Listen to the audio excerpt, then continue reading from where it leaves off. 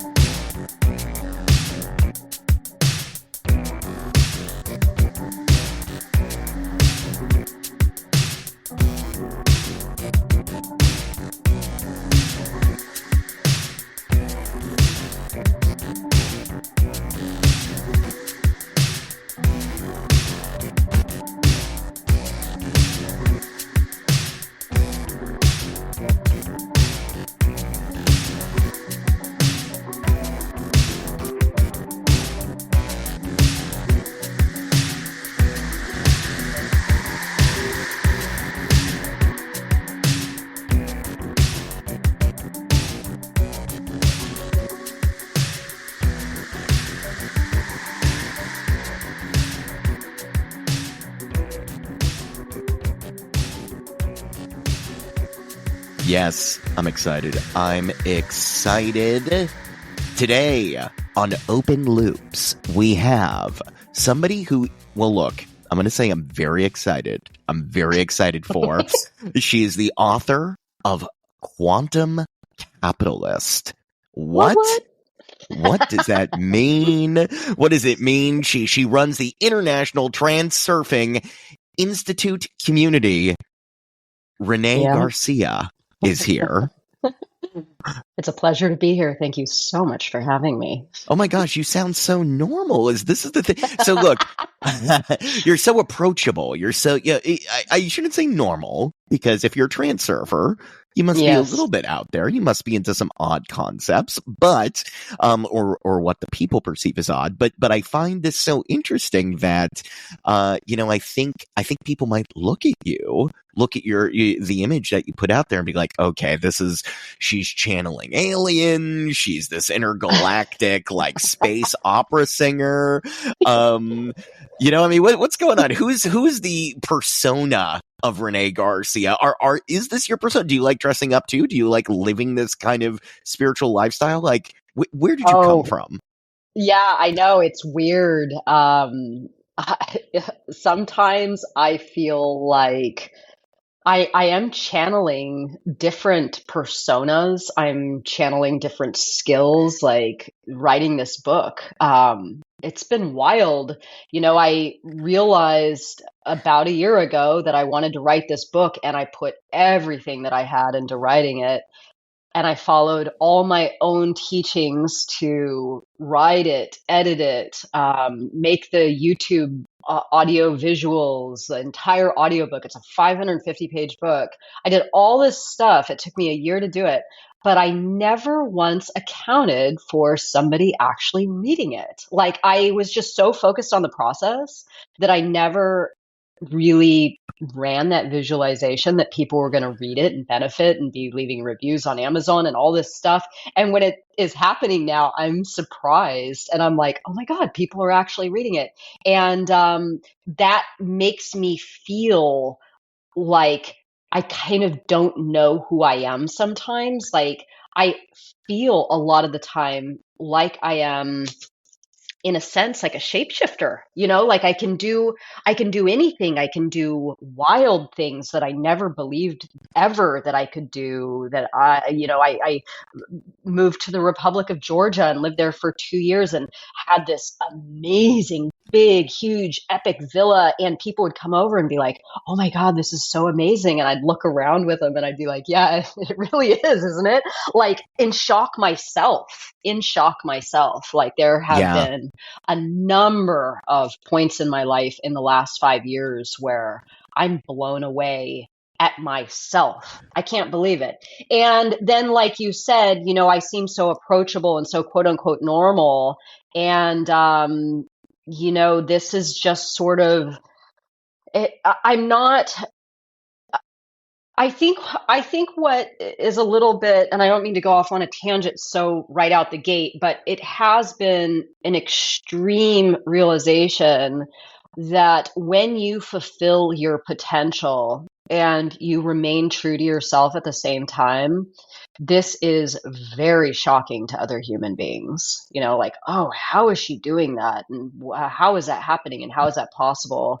And it's like, Yeah. well, I hate to say this, but I'm just fulfilling my own potential. And it's not that spectacular. Like it may seem like it is because a lot of people aren't doing that, but aren't fulfilling their potential. But I truly do. I truly do believe with my whole heart and every cell in my being that every single human being on this planet is capable of making or creating a masterpiece. Period. I really do believe that. And this is the potential that's within us all. And I'm just doing that. That's all I'm doing. But at the same time, I'm sweats and a baseball hat and driving around a freaking minivan right now. And most people that I meet that later kind of learn what I'm doing, they're just like, what the hell?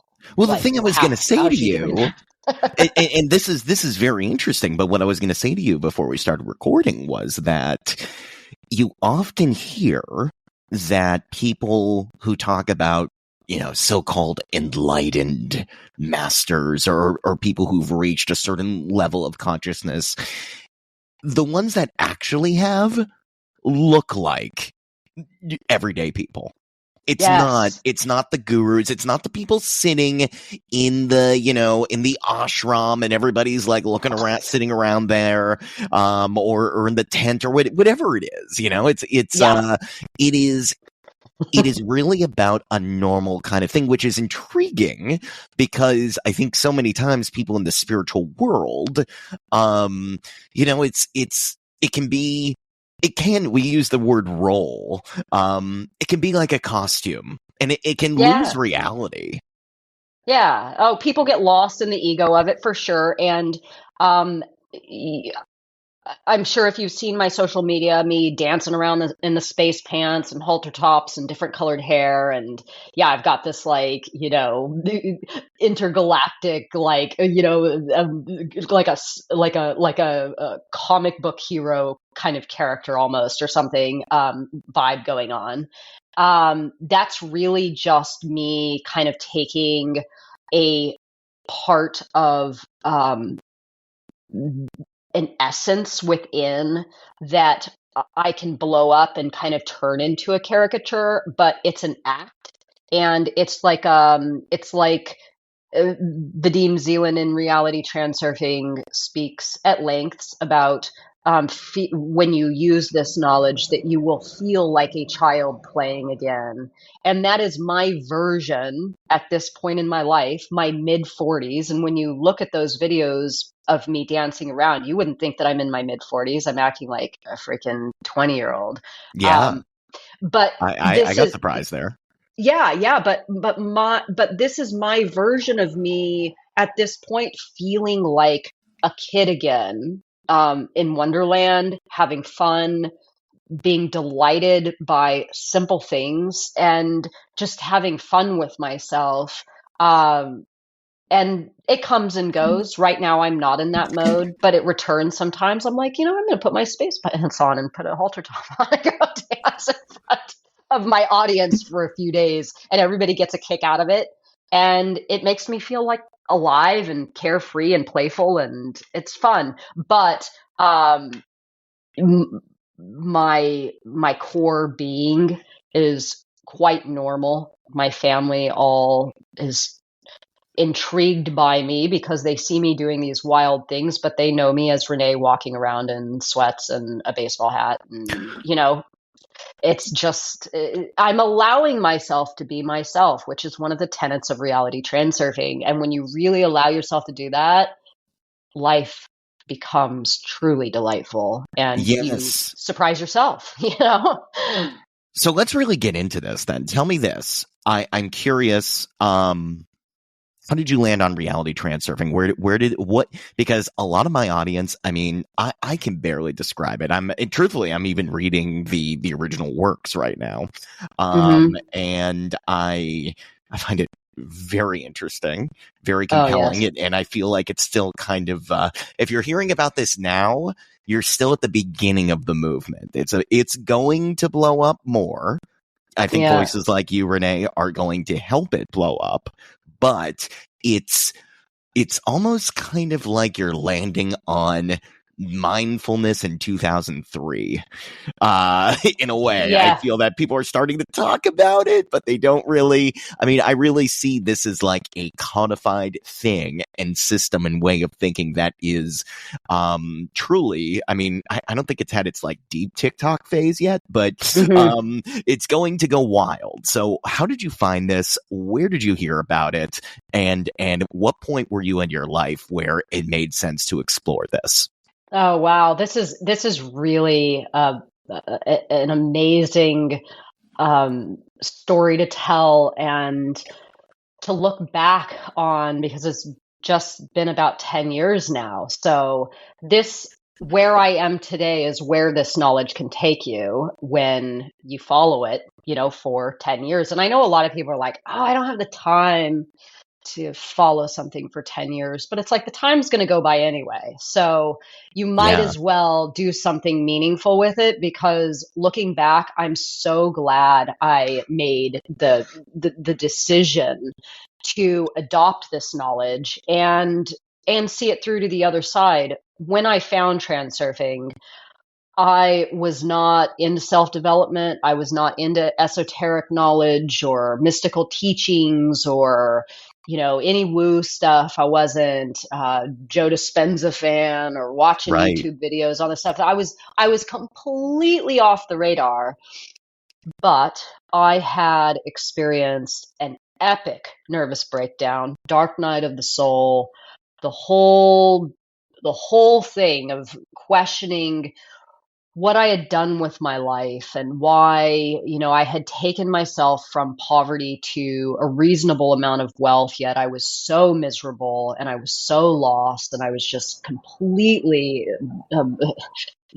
destroyed by depression and anxiety and was trapped within myself. I was about 35 years old. And I just didn't get life. I was like, I tried to do everything right. I tried to, come up. I tried to keep myself healthy. And it all felt like it was just, I was just a loser at the game of life, even though on the outside, people perceived me to be a winner. I was just lost within myself, and a long life of dealing with poverty issues and poverty mentality and climbing out of debt and drug and alcohol issues and just you name it. So at 35, I'm just like, oh God, I just want it to be over with already, Right. And I mean, I was just tired. I was fed up. I was unhappy. And I was sitting on a couch scrolling Instagram, and there was this artist that I followed and had nothing to do with transurfing or self-development or anything like that. But somebody had said in the comments on one of her pictures, had asked, have you ever heard of reality transurfing?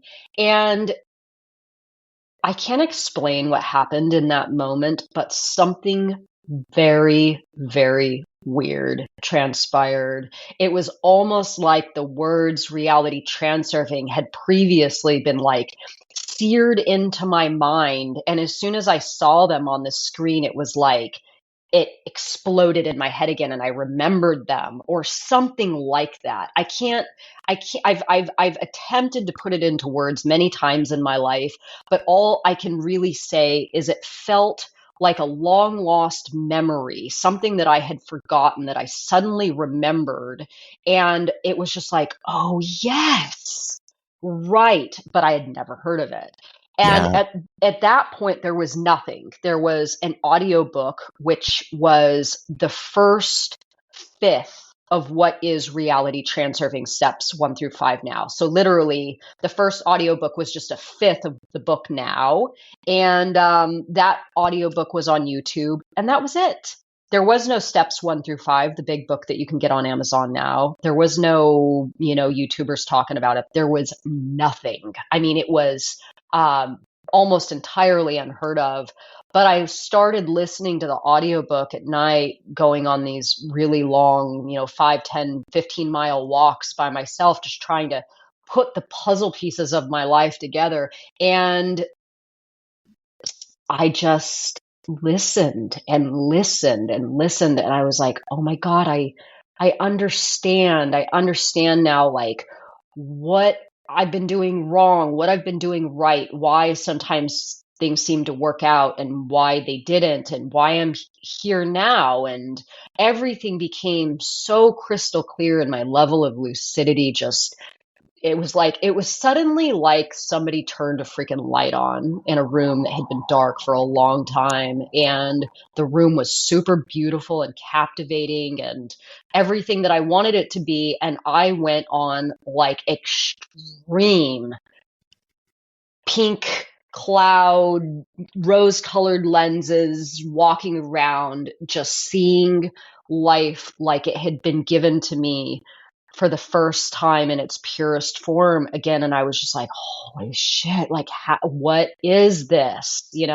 But Yeah. again, there wasn't that much information on it. So I tried to get to the source, and I was successful. I actually reached Vadim Zeland, which was very challenging and a miracle, really, that I was able to pull that off. And I flew to Russia and I met him. And that whole thing was very surreal, because when I met him and his entourage, they kind of knew like something was up with me, that I was able to get to that level. It was like I had mastered the video game, like I'd gotten to the end level, Yeah. And I had a very nice meeting with him, and I just said, I want to proselytize this stuff. I want to get out there and like spread the word, I want to spread Yeah. the good word of reality transurfing. I want to become the person that's going to that's going to talk about it to the English speaking people that are curious about it or find it or, encounter the knowledge like I did. And I've been doing that for 10 years. And it has been nothing short of like a miracle. Saying it's a miracle is way too cliche.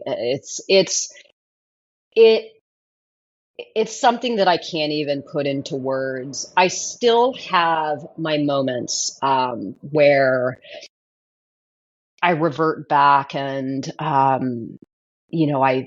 struggle with things from my past, or I remember trauma or things like that. But I know now that it's just a momentary blip, and I can come out of it so easy and return back to my transurfing mindset. And life is a feast at Now, this this is what's point. interesting. This is what I find very interesting, having started to delve into the book so far, is that, this is the original reality transurfing book. Mm-hmm. He doesn't say there is an emphasis that this book isn't going to have exercises. Mm-hmm. That this book is not going to be necessarily a how-to or practical, and it's really kind of like you read it, you have a different mindset about reality, and then you live it. Yes. Is that what you found? And also, I guess, well, more importantly, for people that are sitting here going, okay, we're using these words over and over, transurfing. I mean, what are the benefits? What are the goods? What is it? What is it? Yeah. Yes, what is it? Which is like, a question that a lot of people obviously have, and there's many different answers to what it is. Just breaking it down to what the knowledge actually like what type of knowledge it is. It's everything from, Eastern philosophy, mystical and esoteric teachings, cognitive behavioral therapy, um, just a compass of how to navigate reality and yourself and your relationship, your internal relationship with your external world. There's lots of different ways that you can describe it, but reality transurfing itself, the book that Vadim Zeland wrote, is exactly how you just described it. There is no practicality. There are no exercises. It is 800 and some odd pages of verbose theory that a lot of people can't stomach. It's hard. For me, I loved it. I loved Yeah, every I'm loving word. it too. I I mean, think I think anyone that has the time to do it, and there's also the audiobook on Transurfing TV, our YouTube channel, but it is hands down, without a doubt, the best use of your time that you could ever commit to. I mean, it is an absolute game changer. And I have read not only Transurfing Steps 1 through 5, but the original 5 volumes over and over and over, and listened to the audio over and over and over. And I'm at 10 years in, I'm an absolute sucker for it still. I love just picking up the book, going to a random page and just remembering and being like, oh, yes, I remember this. And it puts me back in contact with whatever the flow, something about pendulum, something about, there's all these concepts in there, but it's another language. It's another language. It's a mystical language of how reality, it's a mystical language describing how reality functions, how you function as a human being, and then your relationship to reality. So what is reality transurfing then? What does that mean?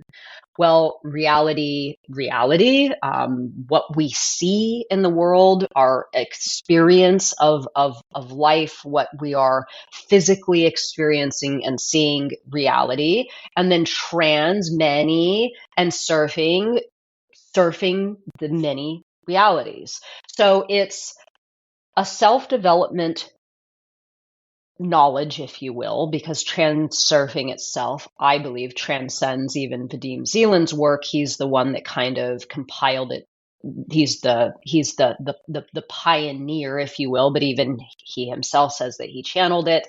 It was already a thing before he did the book, and there will be many interpretations of it after that. It's going to be kind of like the Bible.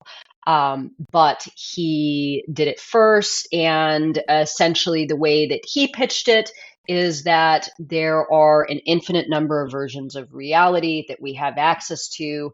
And if you fulfill certain requirements, you can surf these different variations of reality and extract from the external world all that is, intended for you, all that is uniquely yours and good for you, and ways in which you will feel as though your life is a feast.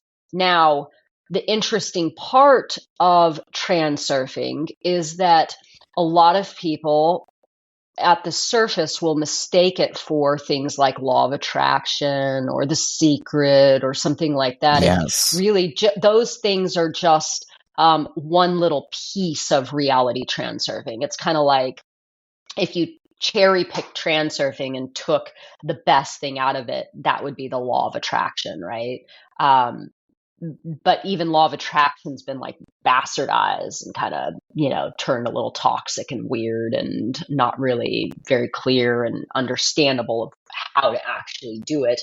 But transurfing will help you come in contact with the information that you need to become ultimately attractive. And when I mean attractive like you are attracting into your layer of reality everything that you want. But the interesting part is once you really truly begin to master this knowledge, you realize all the stuff that you thought you wanted, you don't actually want.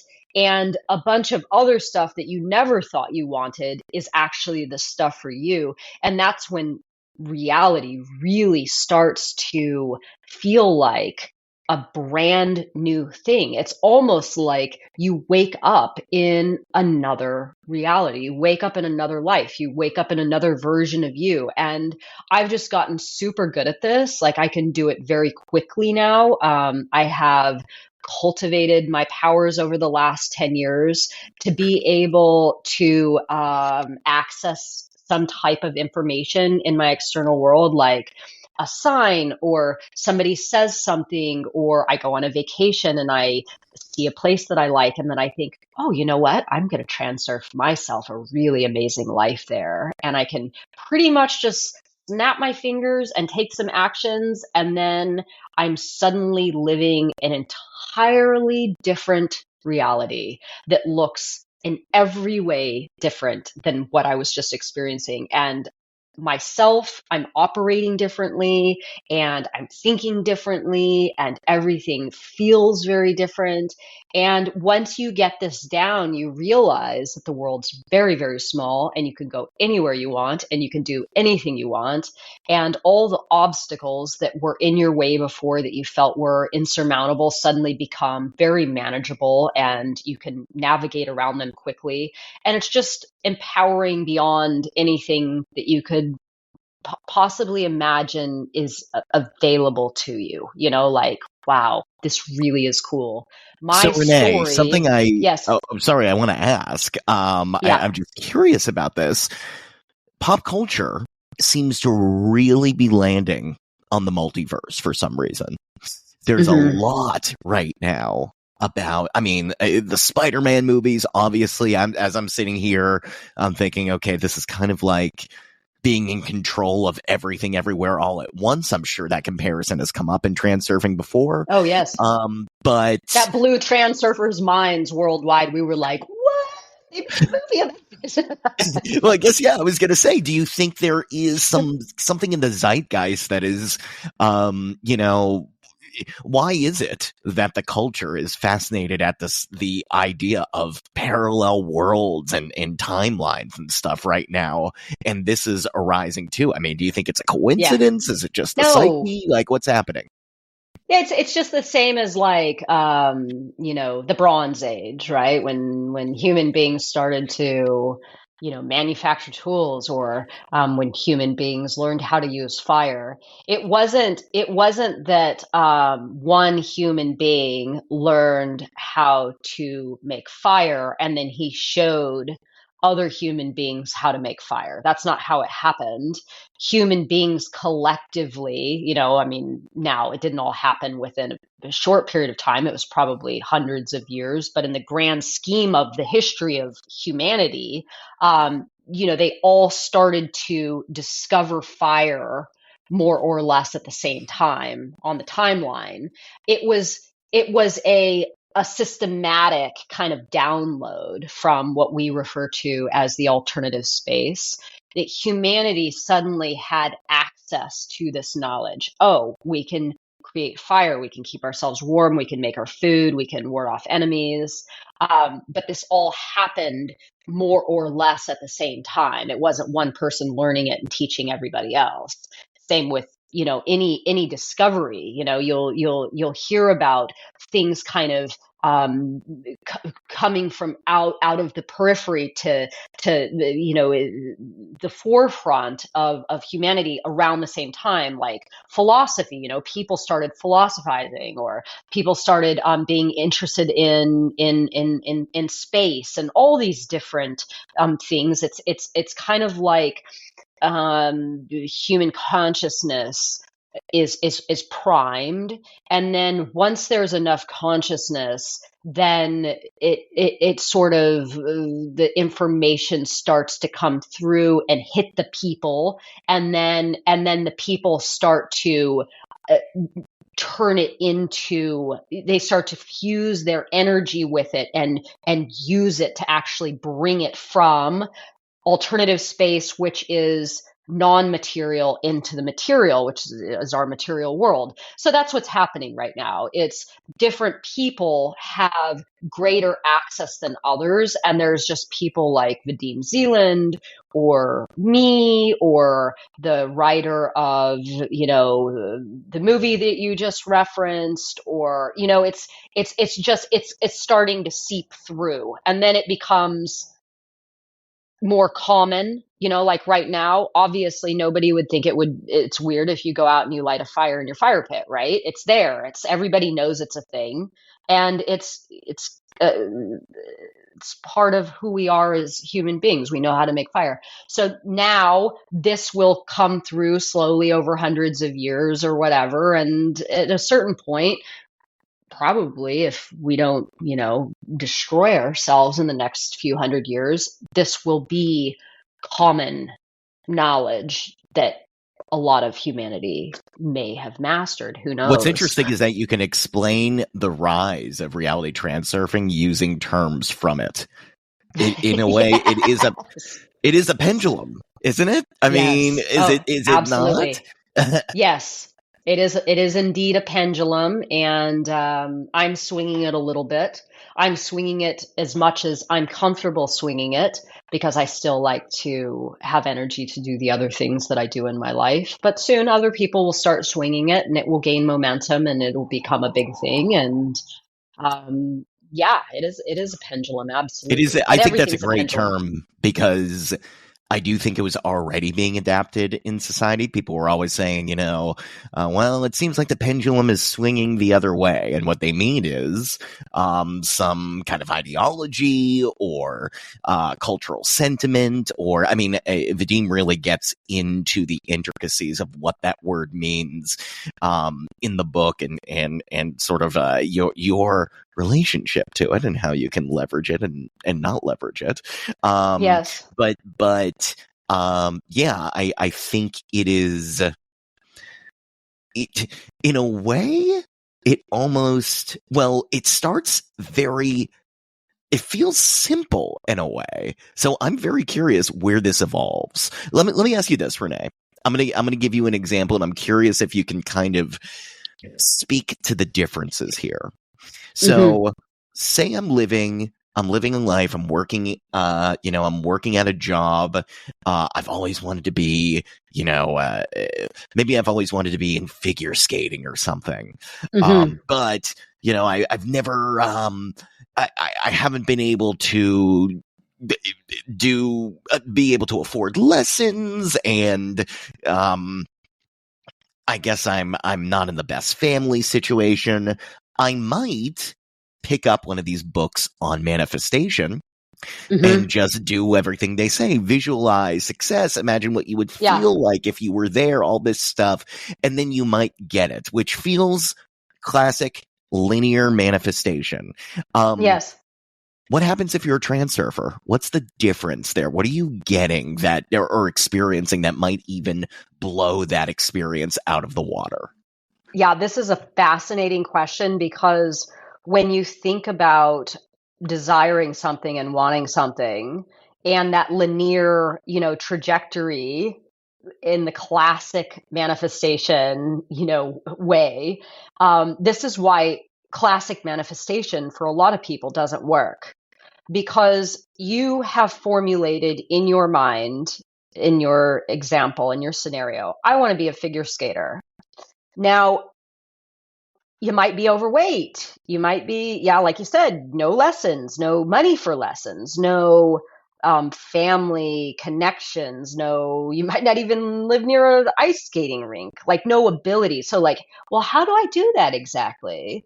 So, as soon as the human mind gets involved in the how and has that destination on lock in their mind but can't work out the how, then it becomes kind of like panicked. The ego feels challenged, and the human throws their arms up in the air and forfeits the game before they even started it. Oh, there's no way that can happen. But what transurfing teaches us is that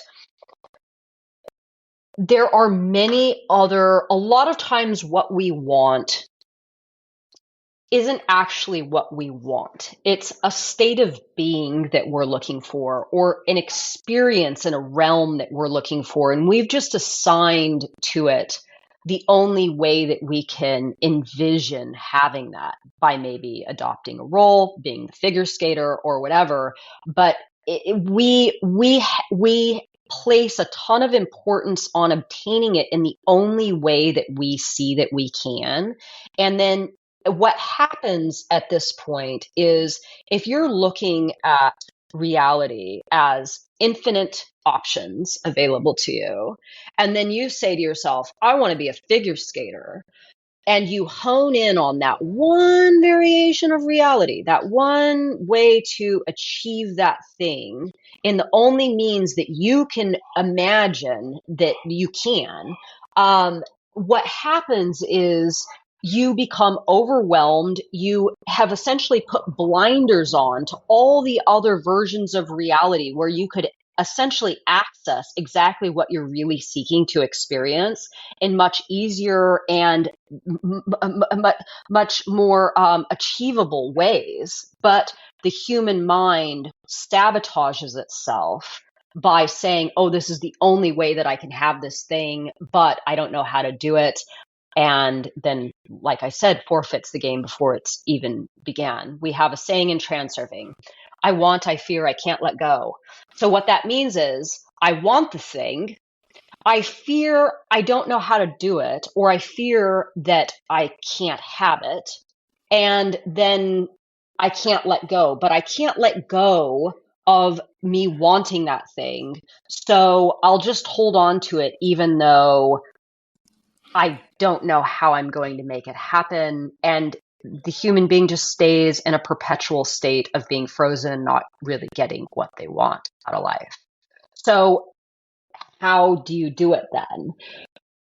I give an excellent example of exactly what you're talking about in my own book, Quantum Capitalist. And the example is that there's a woman that wants to be a Michelin star chef.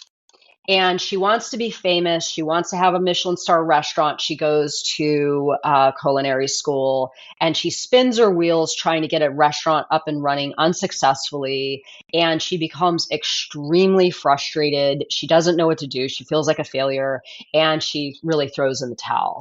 So on some free time, she decides that she's going to go to a local food bank, and she's going to help the people there prepare some nutritious meals that maybe are a step up from what they're currently doing. And she's going to go and just pitch in some free time there and do this thing. So she goes and she does this.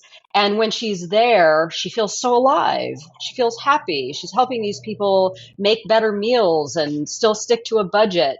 And then somebody catches wind of it and decides to come and do a news story on it. So they show up with news cameras and they say, hey, can we do a story on you? And she says, sure.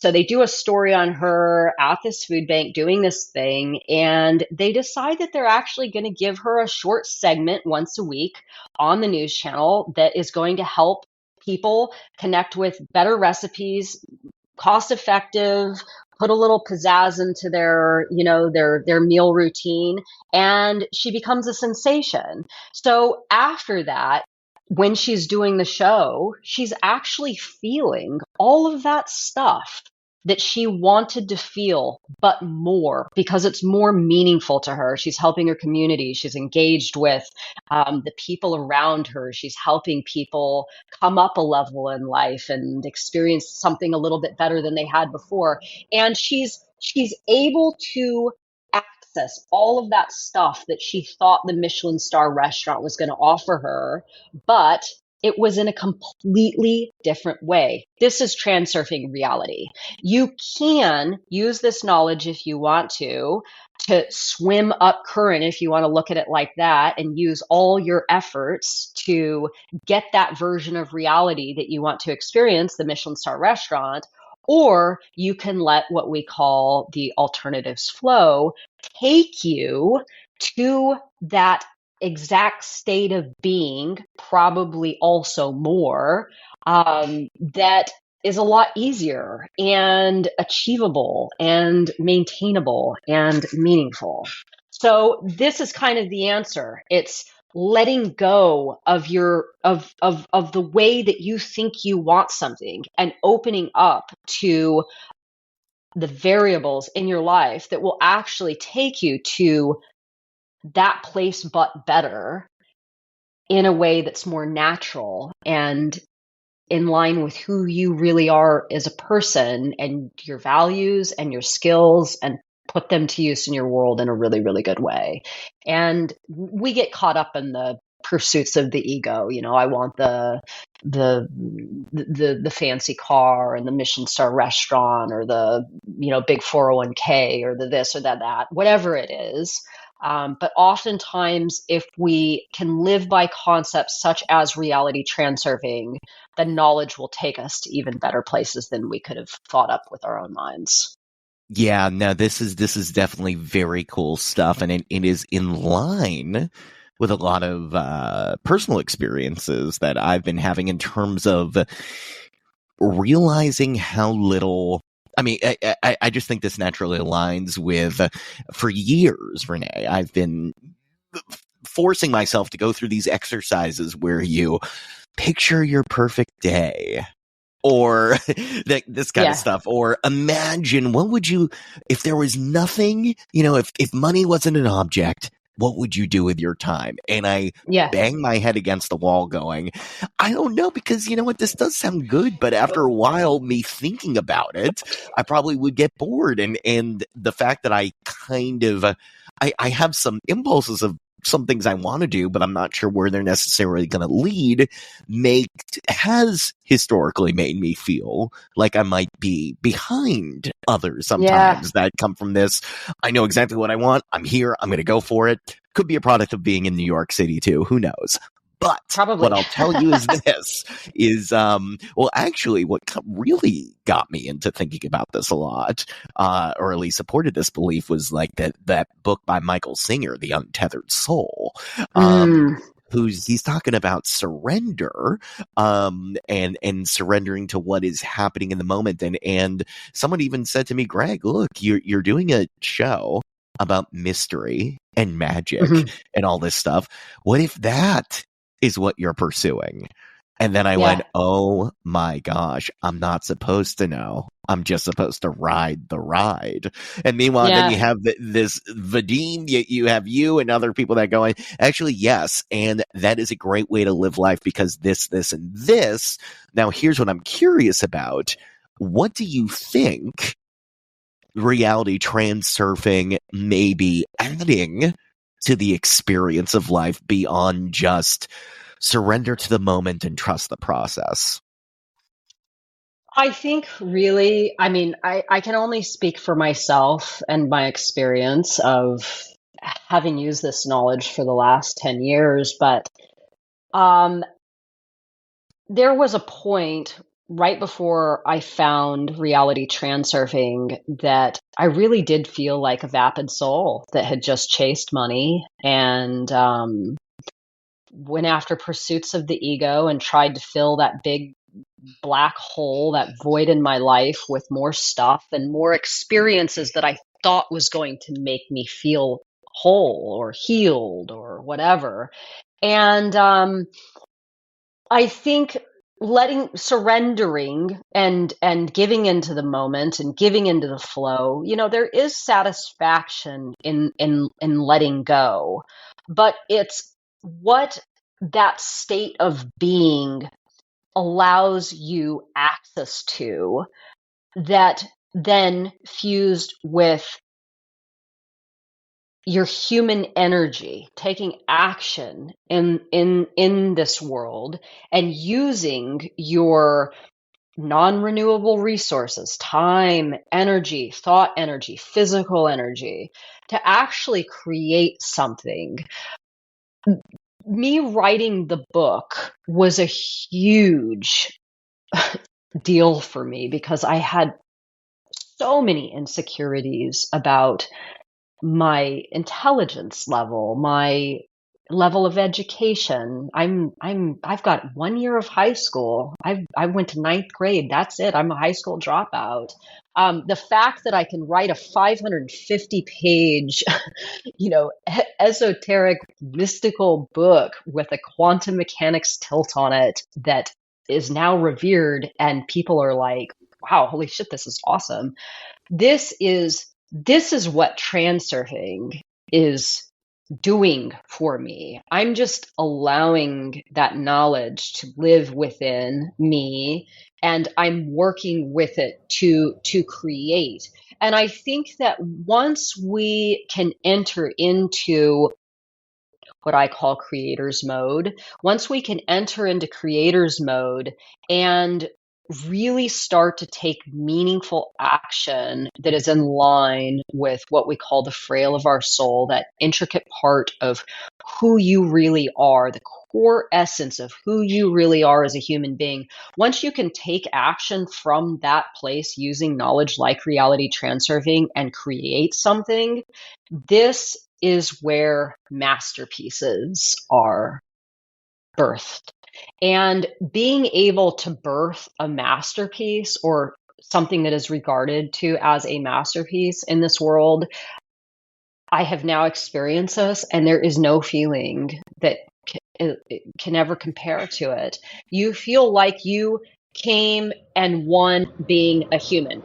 You know what I'm saying? Like, you Right. came, you showed up, you played the game, and you won the prize, right? And the cool thing is about that, and what transurfing has taught me, is that, and I said it in the beginning and I'm saying it again, and I know a lot of people would argue this, but I really do believe this to be the case. Every single human being on this planet right now is capable of creating a masterpiece, whatever it is, a movie, a book, a work of art,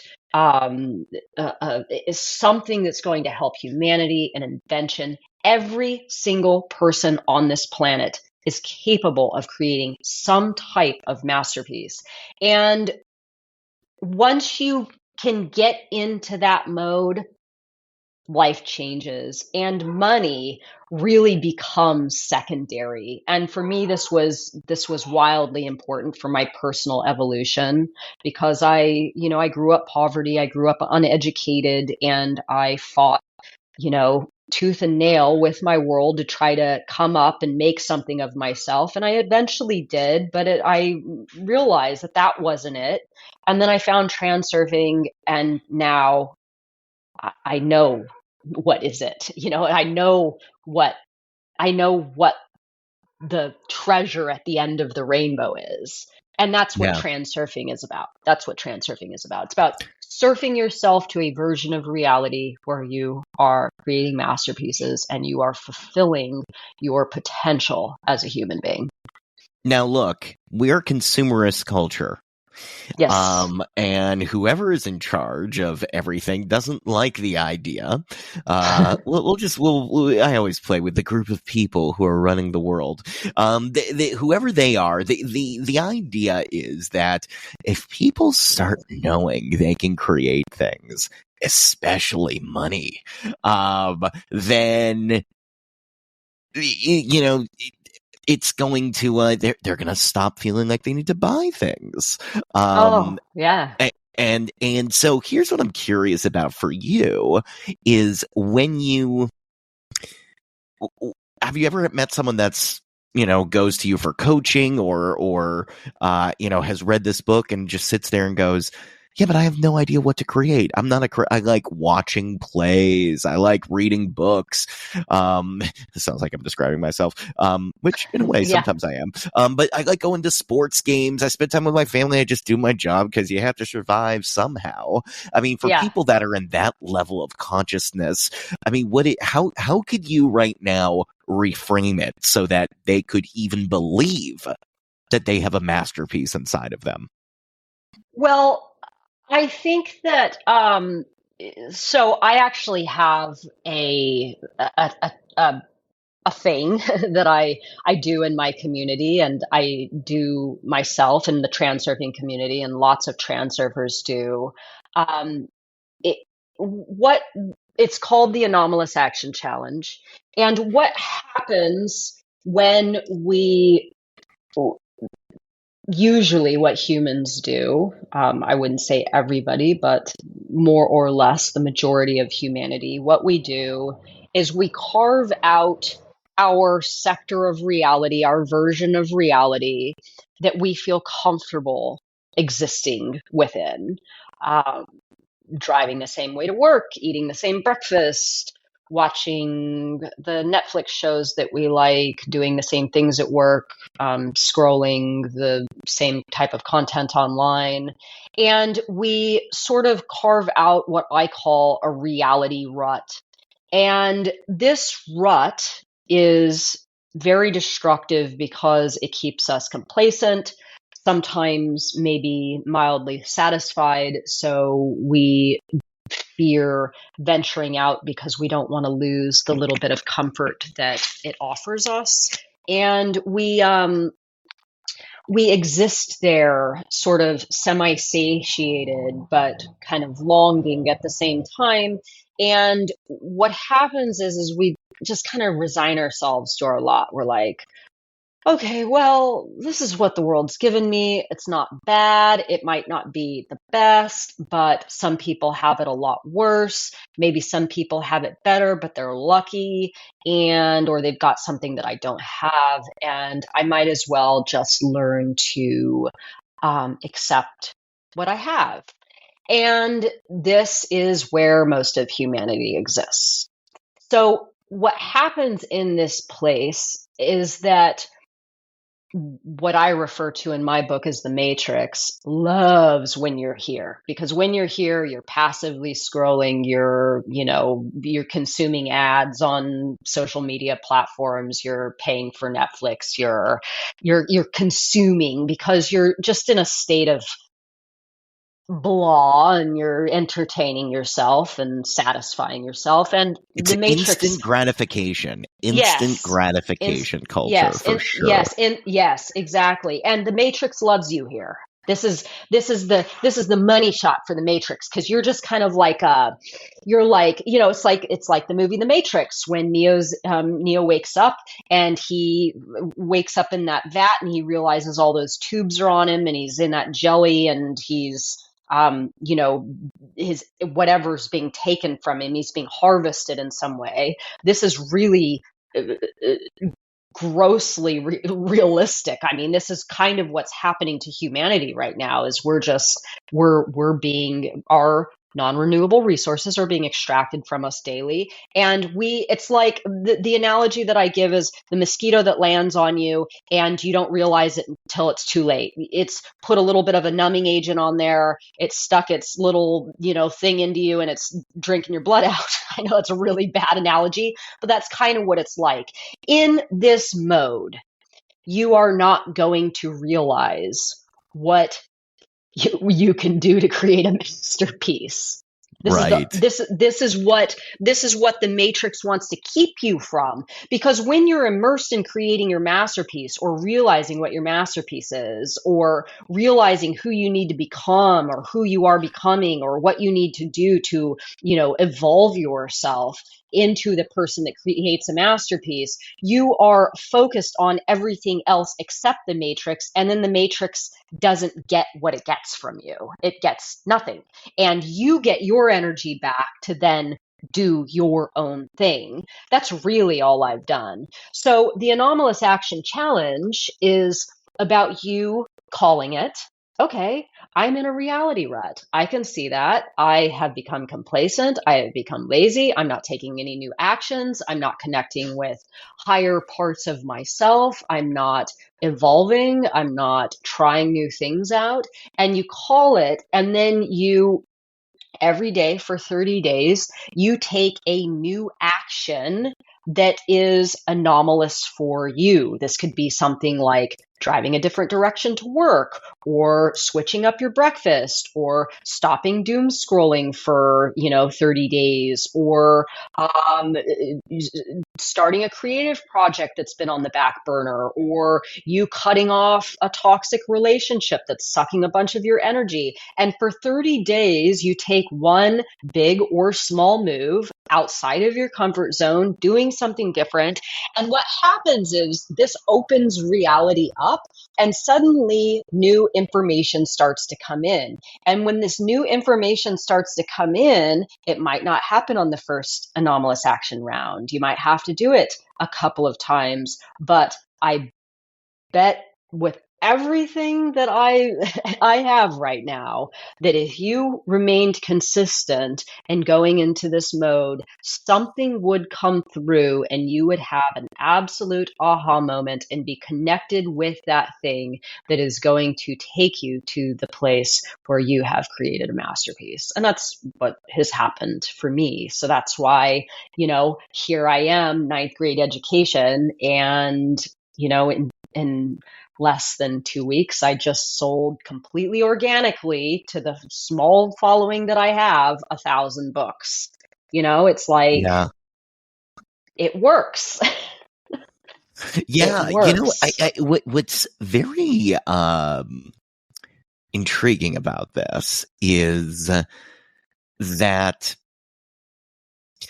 it's as if it kind of takes the wisdom of the ages and contextualizes it in a way that I don't know, is it maybe, like you said at the beginning, it's kind of a grand theory of reality. I mean, for instance, you hear all the time, try something new every day, but I wouldn't necessarily know why, except some kind of vague, oh, well, you should do something new, or, well, they say do something that scares you every day, but also try something new every day, or learn something new. And it's about expanding the circle. But when it's in the context of reality transurfing and understanding the fundamental laws of nature, reality, the mind, and how it can open up new pathways for you, all of a sudden, you are actually crafting experiences that you didn't even know you were capable of crafting.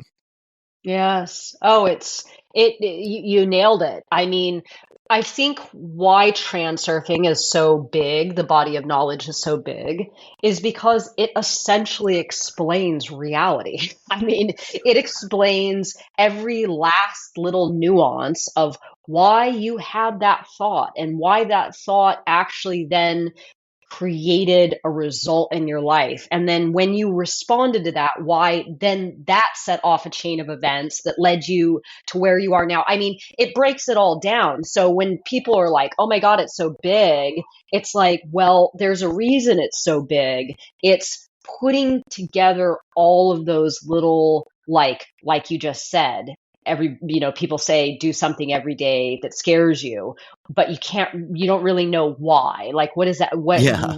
What's the reason for that? Well, the reason for that is it allows the flow of information to start to circulate in your reality again, giving you access to higher insights, giving you access to new pathways and doors and new possible goal. And that's just a little tiny piece of transurfing. There's other pieces that are just as valuable, but when you learn all of this stuff and then do it together and you start to see how concepts working together with two different concepts, like understanding the power of your own energy and then understanding pendulums, which are entities that want to suck your energy, social media and news and politics and the workplace and your family and toxic relationships. And when you start to play with these different concepts together, oh, that's a pendulum. My energy is valuable. I'm going to channel it into this, anomalous action challenge instead of doom scrolling. And then it's suddenly like you've got a controller for reality in your hand and you're playing the game. And then once you start seeing results and you kind of like created a little formula that works for you, you're like, okay, now I'm going to toss in there this other concept that I just learned. And then, holy crap, look what that did. It's like life becomes a never-ending experiment where you're concocting these different formulas and recipes with these concepts, and they're creating results, and you become a magician, an alchemist, a freaking modern mystical person that's just using ancient knowledge in a modern world and seeing results. And it is magic. It is freaking magic. I gotta ask you something. You met this Vadim Zeland. Yes. And then I look him up, from what I've seen, this guy looks like a cool guy. But at least, I don't know if these photos are old photos of him, but I'm like, what is this? This guy is going to fancy nightclubs. He's got bottle service. I don't know if he's actually like this, but like, who is he's this not. guy? How did he get this knowledge? It says he's a physics researcher originally. Well, is that true? During after the Soviet collapse, I know a fair amount about Vadim Zeland and his life, and he, like me, has also had lots of menial jobs that were minimum wage jobs, and he was struggling to just have a normal life. And then he started working with this knowledge, channeling it, and pulling it out of the alternative space, putting it onto paper and compiling the books, and also living by it. And he did experience some,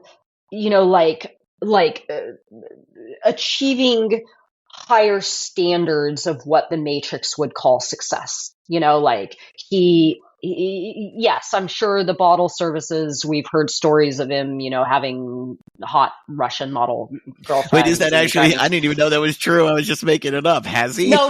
Yeah. Well, I don't know about that part. I have heard, rumors of that stuff, but the Vadim Zeland that I know is a very, very quiet hermit type of person that lives in a small coastal Russian village with his wife and his cat, and he's got grown kids, and he lives a quiet little reality as a writer. Now, I know what that's about. You know what I'm saying? Like, once you have played with this stuff and you've had fun with it, and you drove the sports car, and you bought the nice watch and the jewelry, and you bought the nice clothes that you wanted, and you went on the fancy trips, after you kind of used it to do that stuff and you realize, this isn't really all it's cracked up to be. These are just kind of matrix standards. These are matrix recipes that, people think that they need to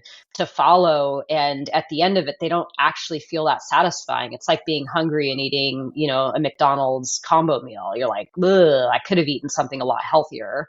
Once you have messed with this knowledge for a while, which Vadim Zeland has, and I have, and other people have, to success, and you follow those recipes and they're not very satisfying, then you do kind of like go into your own little world to do your creative things, because that's the stuff that really, excuse my language, gets you off. It's like, okay, This is it. I like writing. I like writing my books. I like hanging out and playing with my dogs and writing my books. And I don't really give a shit about a fancy car anymore, Is that, it does seem to, I know there definitely is a narrative about, yes, well, I'm thinking of Osho now and kind of this, don't dismiss material reality. You can have jewels, you can have these nice things, and just remember, be one with presence and all this stuff. I do think that there is a lot. Every single time somebody, Jim Carrey comes to mind, people that achieve this level of success find the meaninglessness, then they go back to the simplicity of being here now. I mean, when somebody is experiencing that through transurfing, is it because there actually is something in their journey that is saying, hey, no, you do need to dabble in this stuff? Or is it, and again, I don't know the intricacies of this, so I'm sure energy has stuff to do with this, but is it something that is getting kind of cross-faded from the ego that goes in, and it's just saying, okay, well, you're going the egoic route for a little bit, so here, we're going to give you the jewels for a little bit, but just know we're going to take it away. I mean, how do you make sense of reality, that knowing that we know it's not going to make us feel good ultimately? Yeah. Why is it still putting some people there? Well, I can actually speak to this on a very personal level because my primary business for the last 20 years has been in luxury goods. And I started the business with very little money. I struggled for a lot of years with it because I didn't have the capital that most people had in the business, but I did find myself to a relatively high level of success. Once I found transurfing, the success was even better.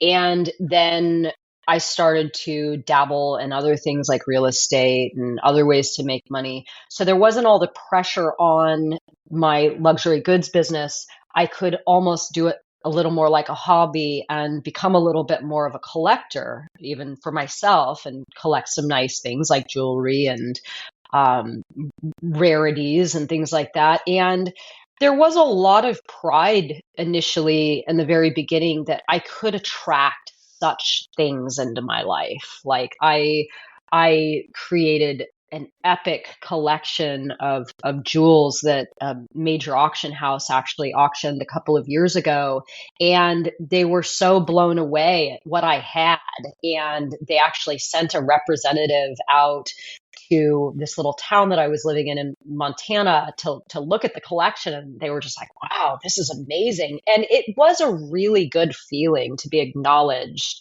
as somebody that was capable of collecting that level of luxury items, and to be perceived as that type of person that was capable. Given my roots, I grew up in a trailer park. I have a ninth grade education. I was considered poor white trash, growing up. So like for me, that was a huge accolade.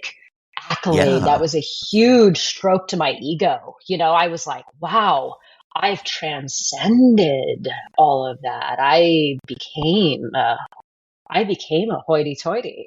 Like, how did that happen? That's so Yes. cool. But once you have experienced that, and once you've received that accolade, once you've sort of ticked that box off, it's nice to test your powers. It's nice to see you climb yourself out of one place and into another place. It's all really, really great, but it's only satisfying to prove something to yourself, and then be able to stand back and look at it for what it actually is. Okay, it's a pursuit of the ego. It's a standard of the matrix. It's wanting to be acknowledged by my peers. It's wanting to be acknowledged for having climbed to the top of the mountain in whatever field or whatever it is. And if you're really aware and you're really lucid about what it is you're doing and why you're doing it, you really only need to taste it once, and then you're like, okay, that was cool. I don't need to do that again. What's next? Yeah. What's next? And that what's next for me was writing the book, moving to a really interesting part of the world and having a cultural experience and connecting with, different people and just a different lifestyle, a different experience of reality. So it's fine to go after the stuff, but being aware of why you're doing it and what it actually means. You know, it's not going to bring you any happiness. You might feel a sense of satisfaction within yourself, but it's not, you know, it's not going to bring you, you're not going to have sustainable happiness. And I actually just learned this a second time. The hard way a little bit with my life in Tbilisi. I had this really amazing house and this life that looked so cool. And I built this really, really incredible situation for myself, but it wasn't exactly what I wanted. And, you know, I kind of took it to the end and I was like, ooh, no, what did I do? This is really cool and great and everything, but there's another reality that's actually going to offer me more. So, you know, it happens that sometimes we don't know that they're pursuits of the ego until we've already kind of gone down the road.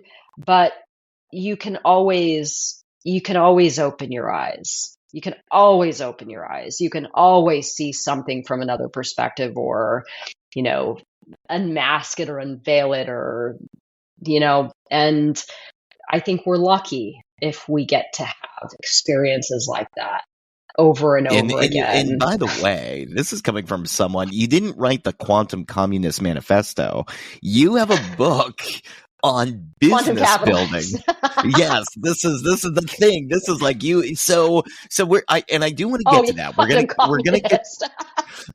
Yes, no, we're gonna get to that specifically because I'm curious where capitalism does fit into this, or what Yes. quantum capitalist is. But one thing I haven't heard you say, and again, I appreciate your thorough explanation so far of reality transurfing, because this is it's very compelling.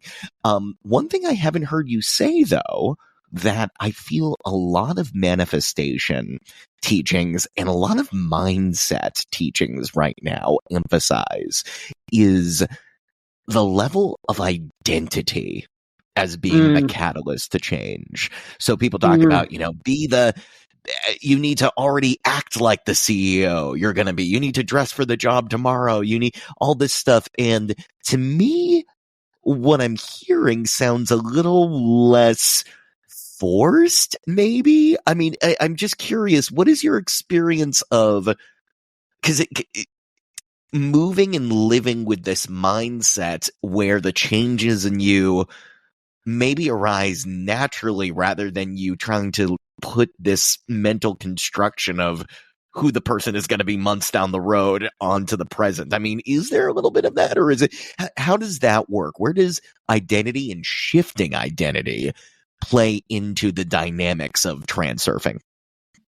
Well, I've done both to success. But oftentimes, as we were just speaking of with pursuits of the ego and going after these, like, you know, going after vanity metrics or standards of the matrix, or, you know, becoming this person that has these things and getting the accolades from your reality. You know, I think when you want something, like the first time I really did it to success, I did it extremely well. And I realized, okay, I want this thing. And what I wanted to be a successful real estate agent in the new town that I had moved to. And I did the whole identity thing. I'm going to act like an agent. And even before I had my license, I had cards made and we're passing cards out to people and talking to people about real estate and acting the role. And this is sort of this is sort of in the same ballpark as, you know, the pursuits of the ego. It's like you're embodying a role semi unnaturally to see it to a place where you have a perceived, you know, ends that you want to achieve. And it does work. It absolutely does work. But for me, what my experience is I acted the part of the successful real estate agent. I blasted into the real estate scene. I got the award for most sales that year at the real estate agency for any of the agents there. And I was shocked. I was like, oh my God, I actually did it. And it was super cool. I got lots of checks and I made lots of money and I got my little award. And I was like, wow, it really did work. But at the end of it, I didn't actually want it. It was almost like an exercise within itself to see if I could become the successful real estate agent. And I did. But then when I was a successful real estate agent and I was working for the real estate company and doing all the, then after I kind of won the award, I was like, it's not really my thing. And this is kind of I don't want to say the problem with embodying the role or taking on that persona prematurely, because it does work. But if it was for you, if it was really for you, if that was a natural state of being for you, you wouldn't have to try to force yourself into that persona, which is what I did. I mean, it came somewhat naturally because my skills were already kind of there in line with that persona. And it didn't take a lot of force, but it wasn't really me. It was just a little bit of a version of me that I had blown up to kind of see a certain type of success. The version now, the writer, the quiet mystic, if you want to call me that, the person that people would never know, like you saw me on camera earlier. I go into town and nobody would in a million years guess that, I'm dancing around in space pants and a halter top and writing books and going on podcasts and all that kind of stuff. That's who I really am, right? That person that you saw earlier. That's who I really am. And that's and that version of me is taking me to places that I really want to go. And then when I get to those places, I don't think, oh, that was cool, but what's next? Or that really wasn't that cool. Like I thought it was going to feel a lot better. Now it's like I'm there. There is no what's next. I'm living I'm at the highest level of life for myself right now. So I'm not getting anywhere and then looking around wondering what the next thing is. I'm in the moment living my highest version of reality. So you can do both. But it's a matter of what feels better to you. And I know being the quiet, downplayed, mystical teacher that nobody would ever guess is doing what I'm doing, and where that essence and that embodiment of the truest version of myself, where that takes me, feels way better than the successful real estate agent or the person that has the collection of rarities or the person that lives in the villa in the interesting, Caucasus Mountains city. Do you know what I'm saying? No. I mean, to me, it definitely makes sense. I guess I'd be, if I were to do a survey of people who've applied reality transurfing to their life, I'd be curious how many people would go, and now I'm a completely different person. Because a personality shift is it is it can take years. I mean, this is why I've practiced hypnosis before and really studied kind of the deep end stuff of this, which is deep trance identification, taking someone into the point where they believe they are somebody else. Sometimes people require that much of a shift, and it can be the thing that unlocks it for them when they go, wow, I'm now this. And like you just said, that can really work for people. But do you even need to do that with reality transurfing? Is there another way where all of a sudden someone would look at you and go, you're a totally different person than you were a year ago. And this person is, and I don't know if you like consciously worked on that, but all of a sudden, yeah, you seem much happier, you seem better, and you're virtually unrecognizable. Yeah, I mean, I think this is really the cool part of reality transurfing, the coolest part. And that is a wrap for part 1. Yes. Now, I did think about doing a different style of podcast for the rest of this. One where you hear my voice, but Renee's voice is no longer there. So all you're able to do is just imagine what she is saying.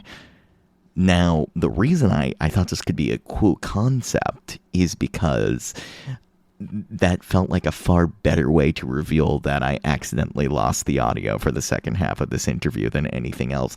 Almost reminds me of that James Franco. Remember when James Franco was selling, this was in his phase before he was openly problematic, he was selling those blank canvases for thousands of dollars because it's interpretive art, and truly it was white, just nothing on it, not even any line drawings, which makes sense because, I guess he was saving all the sketch for the allegations. Oh, too soon for James Franco, who nobody even cares about anymore. It's too late. I need to get with the times. Anyways, part 2 of this interview was really good. It covered Renee talking about Quantum Capitalism, her book. We didn't even talk about the book in this, but I think it's really good to hear Renee's take on reality transferring to lay the foundation for when we record part 2. And if you are to believe the precepts and principles of reality transference, not reality transference, Freudian slip. And I use the word transference, which comes from psychoanalysis. Oh gosh, Clearly I need help.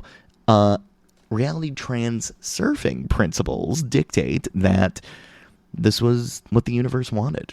This is the path we're taking. So you got a really interesting conversation with Renee about Vadim Zeland, reality transurfing, and we're going to dive into identity shifts as well as making money.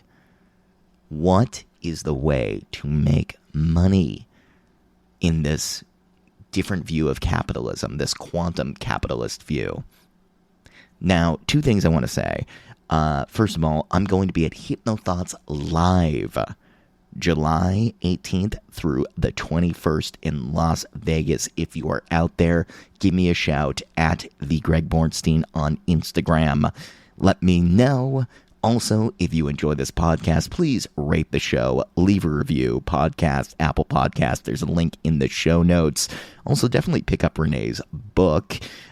It is super interesting. I put the links in the show notes for her website as well. She is adapting reality transurfing to her own way of doing things, and it's a fantastic way.